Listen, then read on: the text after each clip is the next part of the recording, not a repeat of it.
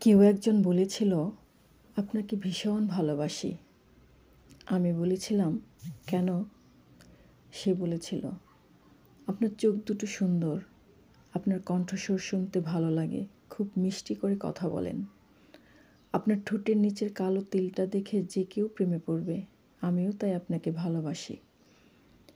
আমি বুঝেছিলাম এটা তার ভালোবাসা না, এটা তার ভালো লাগা, তাই তাকে আর ভালোবাসা হলো না। একজনকে একটা গোলাপ দিয়ে বলেছিলাম ভালোবাসি।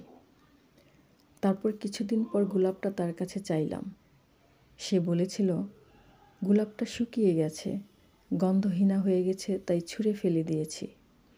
আমি বুঝেছিলাম সে সৌন্দর্যের প্রতীক, সৌন্দর্য নষ্ট হয়ে গেলে সে গোলাপের মতো আমাকেও ছুঁড়ে ফেলে দিবে, তাই তাকেও আর ভালোবাসা হয়নি।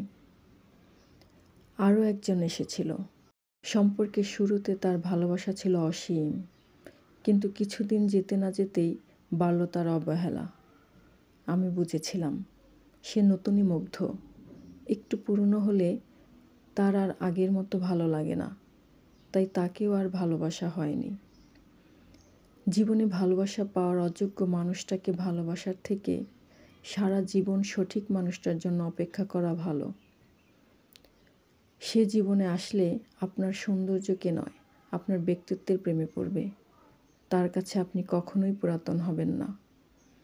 আপনার দেওয়া গোলাপটা শুকিয়ে গন্ধহীনা হয়ে যাওয়ার পরও যত্ন করে রেখে দিবে বা ডায়েরির ভাঁজে, ঠিক যেমন আপনাকে সারা জীবন হৃদয় মাজারে যত্ন করে রাখবে সারা জীবন। ধন্যবাদ।